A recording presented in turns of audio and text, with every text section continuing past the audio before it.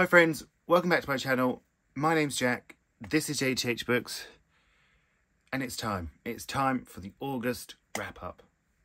So let's get into it, shall we? Now listen, August, it was a tough month for me. The mental health took a real dive. It was a tough month. It really was. But we're on the up, you know, we're fighting through it. But it did affect the reading. For a couple of weeks there, I just couldn't read. Well, I did read. It took me like, you'll see in a minute, it was the shortest book and it took me like a whole week. But, so maybe take what I say about these books with a little grain of salt because I wasn't in the best space. But we carry on. We move on. We roll on. So in the end, I did manage to read, I'm just going to have a count because I can't remember. Seven. It was going to look like it was only going to be 4 at the time for a while there. But at the end of the month, we read quickly. So 7, I'm actually quite proud of that. I feel like it was maybe one more than last month, or maybe the same. I'm not sure. Who knows? But very proud of that. It was quite an eclectic mix. It probably wasn't. But let's crack on. You're here to talk about books. Oh, I did finish a Korean drama. It was called Tomorrow, and it was about, they were Grim Reapers, and it was fantastic. I loved it. It was the best. And now, finally, after months of putting it off out of fear, because I love her so much, I've started Snowdrop, starring my beloved Jisoo. Blackpink made a comeback. Pink Venom, this, that, Pink Venom. Do we love it? I love it. If you love Blackpink, let me know. You are here to talk about the books though, aren't you? I must remember that. I just go on one about Jisoo or Kdramas. Because they are my life. Or Jisoo is my life. Anyway, books. You're here for books. Remember that, Jack. Books. So, let's have a look what's first, shall we? First up this month, I read A Taste of Golden Iron by Alexandra Rowland. This was given to me by Book Break. Thank you so much, Book Break. It comes out, by the time you're seeing this, it will be out. It comes out September 1st, so it will be out. And,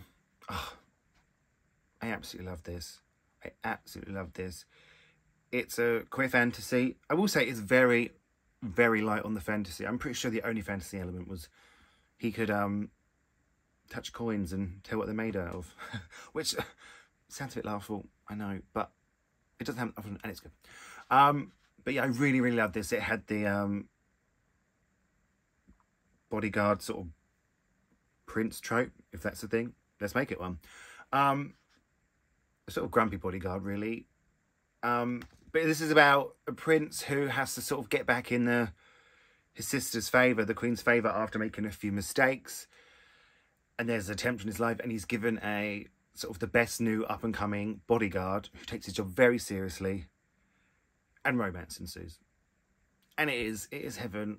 It's a standalone. I thought there was going to be more. I want more. You could get more from them. You could get more from them. But things happen. I won't spoil that for you. But it kind of feels like it kind of feels a bit like Grumpy Sunshine trope, but they're both a bit grumpy and not that sunshiny. But it kind of has that vibe.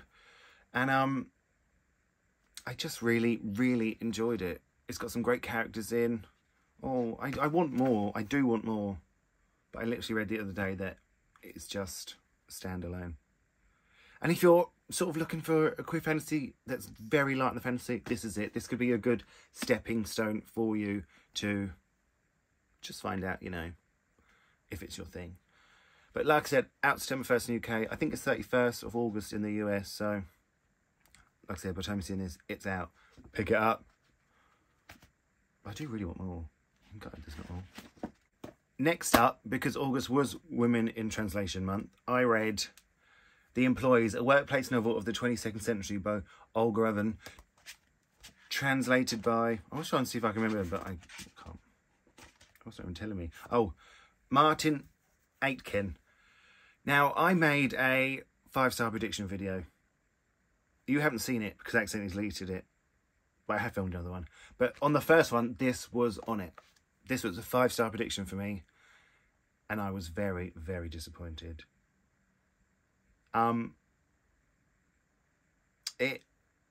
this was sort of at the time when my mental health went down. So maybe, like I said, take it with a little pinch of salt, because who knows. But this is told in sort of statements from the crew aboard this ship that they're living on, because Earth is gone, basically. And I just thought this would be really clever and emotional, and I thought you would sort of get the story from each statement a little bit, and you kind of do, but it wasn't enough of a story for it to work for me. I just wanted more sort of, I don't know how to phrase it, I wanted more of the plot to shine through of each statement, I guess, because the statements weren't enough. I honestly just thought like all these little ones would make me really emotional, but it didn't. But I feel like maybe it deserves a reread from me, because it didn't get the justice it deserves. The employees probes into what it means to be human, emotionally and ontologically, while simultaneously delivering an overdue critique of life governed by work and the logic of productivity. So maybe I just didn't connect with it. Maybe it just wasn't for me. It wasn't bad. I gave it like a 2.5. There were some where I got into it, but it wasn't it. It wasn't it. She wasn't the girl for me. And sometimes that happens, and it's okay. It is okay. Next up, I read The Honeys by Rowland Sala. Beautiful cover. It is a beautiful cover. This was given to me by Pride Book Tours. Check them out on Instagram. I'll link them down below. I was part of the Bookstagram tour for it. If you want to follow Bookstagram, it's down below.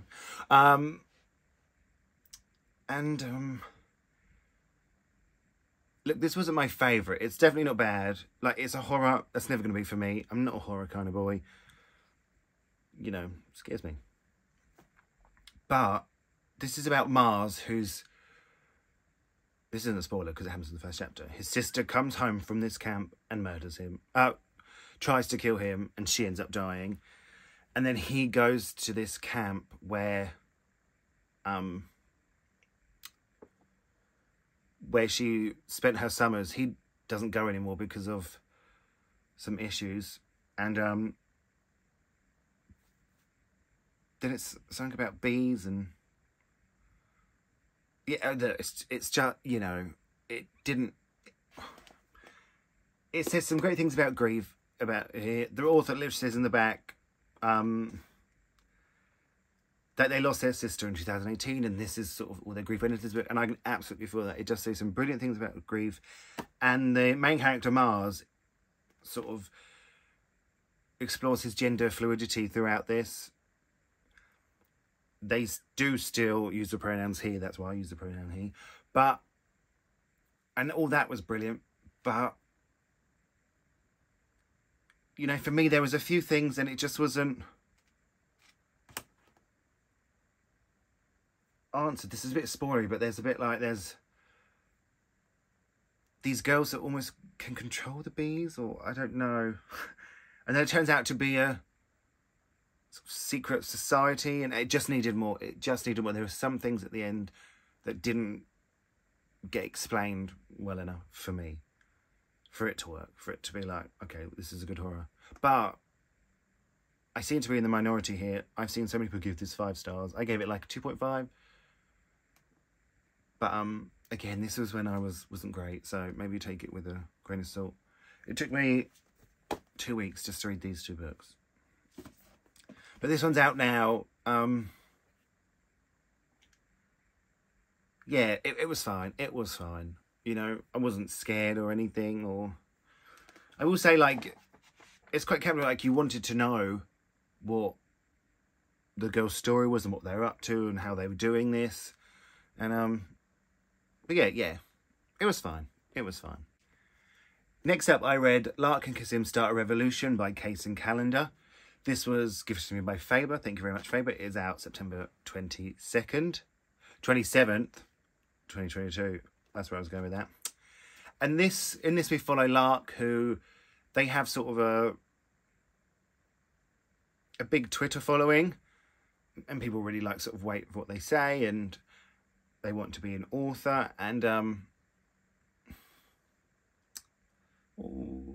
somebody logs into their Twitter and they write sort of their unrequited love for someone. We don't know who it is. And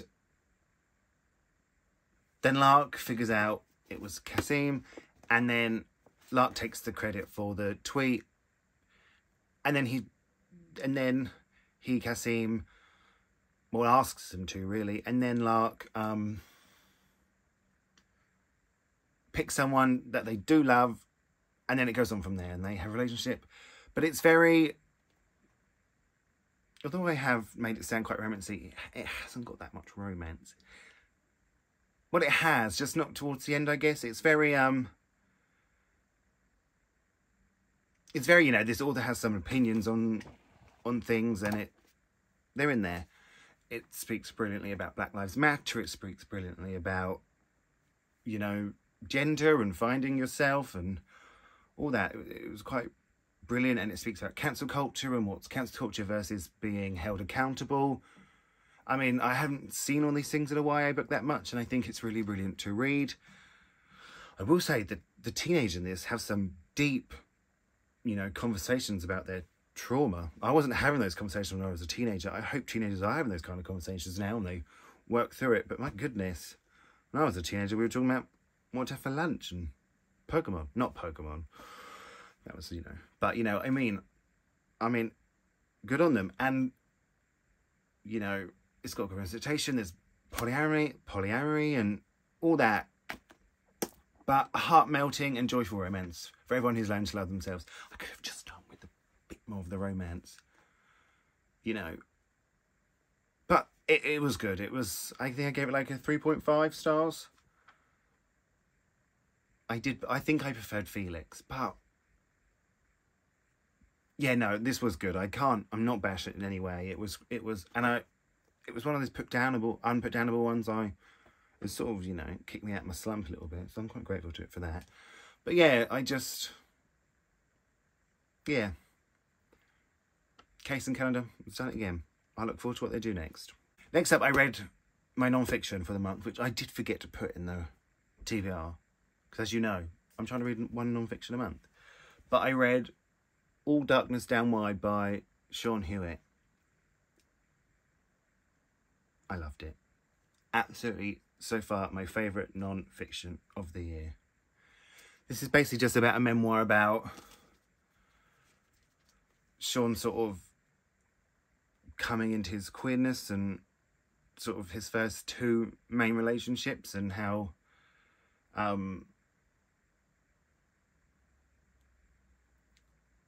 that relationship falls apart because of, you know, many things, and he talks about depression and what it means to be queer and other people's views on queerness. It was really, really brilliant. It did make me cry. I wish I could find the bit, but I won't be able to. I feel like it was early on.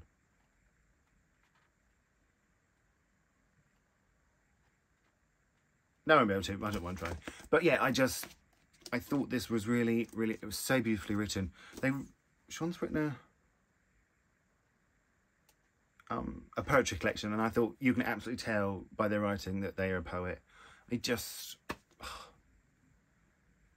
adored this. And it also he talks about a lot about poets in there and sort of their lives, and I thought that was really interesting. I can't think who the poet was now. It begins with H, I do know that much. But I'll never know. You think I would take some more things in, wouldn't you, from the books? But yeah, like, just my favourite non-fiction of the year. I don't know what else to say about this one. It's very hard to talk about a memoir, isn't it, sometimes? Because if you want to sort of say you didn't get someone's experience, how can you say that? But I love this one. I love this one. Just parts of me really connected to it, and I needed it. I really needed this book this month. Love it. Absolutely love it. Up next, I read X by Davey David. This is coming out October from Cypher Press. As you know, I'm a huge fan of Cypher Press, independent queer publisher. They're doing some great work. And this is about